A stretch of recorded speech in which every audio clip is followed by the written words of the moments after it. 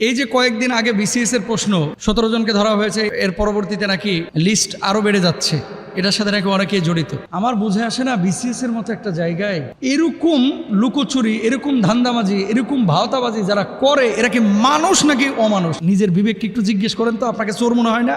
আপনি ভাব নিয়ে আছেন যে বড় সুফি দরবেশ, কিন্তু মানুষ কিন্তু জানে যে আপনি জাতীয় চোর। আমি বিসিএস ক্যাডারদেরকে বলবো, এবং যারা প্রশ্ন কিনে বিশ্ববিদ্যালয়ে চান্স পেয়েছে অথবা বিসিএস ক্যাডার হয়েছে বা চাকরি বাকরি পেয়েছে, প্রত্যেককে বলবো, ভাই আখিরাতে যদি বাঁচতে চান, কবরে বাঁচতে চাইলে আজকে চাকরিটা ছাড়েন। চাকরিটা ছাড়া দরকার হয় রিক্সা চালান, বিসিএস ক্যাডার হওয়ার দরকার নাই। প্রশ্ন ফাঁস করে যারা বিসিএস ক্যাডার হয়েছে অথবা কলেজের টিচার হয়েছে, বিশ্ববিদ্যালয়ের টিচার হয়েছে অথবা পুলিশে চাকরি পেয়েছে, এদের চাকরিটা কি হালাল?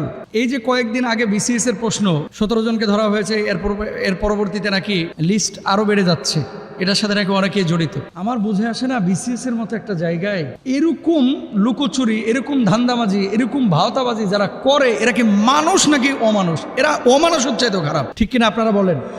কারণ কি, দেখেন বিশ্ববিদ্যালয়ে একটা ছেলে কি হয়েছে, সে ফার্স্ট ক্লাস ফার্স্ট। আপনি যখন প্রশ্নটা আরেকজনের কাছে 20 লক্ষ টাকার বিনিময়ে পৌঁছে দিচ্ছেন, এই ফার্স্ট ক্লাস ফার্স্ট এই ছেলেটার হয়তো বা 20 লক্ষ টাকা ছিল না, অথবা এই ছেলেটা সেই সুযোগটা পায় নাই। প্রশ্ন যার কাছে ফাঁস হয়ে গেছে, সে তো অবশ্যই অগ্রগামী হয়ে যাবে। ফার্স্ট ক্লাস ফার্স্ট যেই ছেলেটা এখানে ঢুকতে পারলো না, চাকরি পাইলো না, আপনি প্রশ্ন কিনে পরীক্ষা দিয়ে পাশ করে মূলত তার হক নষ্ট করলেন। এজন্য আল্লাহর আদালতে আপনাকে দাঁড়াইতে হবে, কিয়ামতের ময়দানে আপনাকে জবাবদিহিতার সম্মুখীন হতে হবে। প্রশ্ন ফাঁস যারা করেছে, এরা তো হারাম খেয়েছে, এরা তো মিথ্যার আশ্রয় নিয়েছে, এরা তো ধোঁকাবাজি করেছে। আর যারা এটা কিনে চাকরি বাকরি নিয়েছে, সম্পূর্ণরূপে হারাম কাজ করেছে। এই চাকরি করা তার জন্য জায়েজই নাই। আমি বিসিএস ক্যাডারদেরকে বলবো, এবং যারা প্রশ্ন কিনে বিশ্ববিদ্যালয়ে চান্স পেয়েছে অথবা বিসিএস ক্যাডার হয়েছে বা চাকরি বাকরি পেয়েছে, প্রত্যেককে বলবো, ভাই আখিরাতে যদি বাঁচতে চান, কবরে বাঁচতে চাইলে আজকে চাকরিটা ছাড়েন। চাকরিটা ছাড়া দরকার হয় রিক্সা চালান, বিসিএস ক্যাডার হওয়ার দরকার নাই। এই শোনেন, কয়দিনের জিন্দেগি, আপনি 30 বছর বাঁচবেন অথবা 40 বছর বাঁচবেন, এই যে পুরো জীবনটা আপনি হারামের সাথে নিজের বিবেককে একটু জিজ্ঞেস করেন তো, আপনাকে চোর মনে হয় না? আপনি ভাব নিয়ে আছেন যে বড় সুফি দরবেশ, কিন্তু মানুষ কিন্তু জানে যে আপনি জাতীয় চোর, আপনি আন্তর্জাতিক চোর, আপনি যেন তেন চোর না, আপনি কোটটাই পরা চোর। আপনি জাতির হক নষ্ট করেছেন, মানুষের হক নষ্ট করেছেন।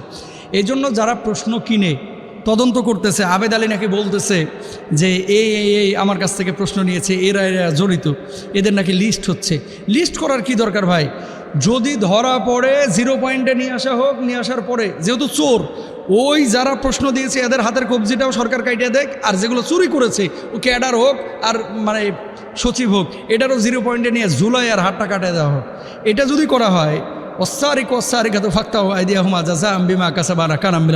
আমাদের বাংলাদেশে একটা জিনিস দেখেন, কোরআনে আল্লাহ তাআলা বলেছে চোর আর চোরনির হাত কেটে দাও। এই আইনটা যদি সরকার মানে আদালত পর্যন্ত নিয়ে এটাকে কার্যক্ষেত্রে বাস্তবায়িত করত, বাংলাদেশে চুরি কিন্তু ভাই বন্ধ হয়ে যেত। সমস্যাটা হচ্ছে কি জানেন, যে কোনো অপরাধ ধরা পড়ে, এরপর একটা তদন্ত কমিটি গঠিত হয়। তদন্ত কমিটি গঠন করা মানে এটা ঢিলা ঢালা একটা আচরণ হয়ে যায়। এরপরে কি হয়, সুযোগ নেয়, এরপরে কি করে, পুলিশ অ্যারেস্ট করে, তারপরে জামিনে আবার বের হয়ে আবারও চুরি করে, এরকম করে। এই জন্য কঠোর হাতে এগুলো দমন করতে হবে। যারা বিসিএস ক্যাডার হোক, পুলিশের চাকরি হোক, বিশ্ববিদ্যালয়ে যারা চাকরি করছে, এরা মূলত হারাম খাচ্ছে।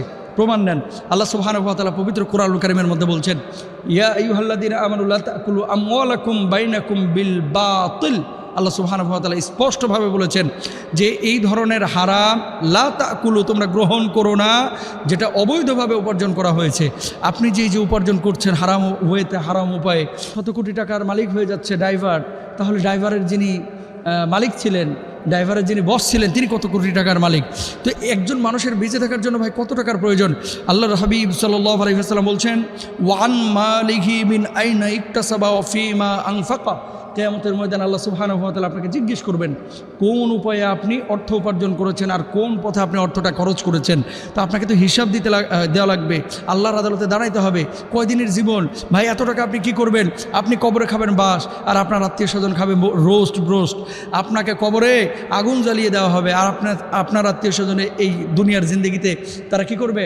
আমোদ ফুর্তি করবে। এত টাকার দরকার নাই ভাই, হালাল ওয়েতে যতটুকু পারেন উপার্জন করেন। আর এত টাকা আপনি কাফনের তার পকেট নাই, কবরে নিয়েও যাইতে পারবেন না। আল্লাহ সুবহানাহু ওয়া তাআলা আমাদেরকে বোঝার তৌফিক দান করুন। এই ধরনের কোনো অসৎ উপায় আমরা অবলম্বন করব না। সবাই বলেন ইনশাআল্লাহ।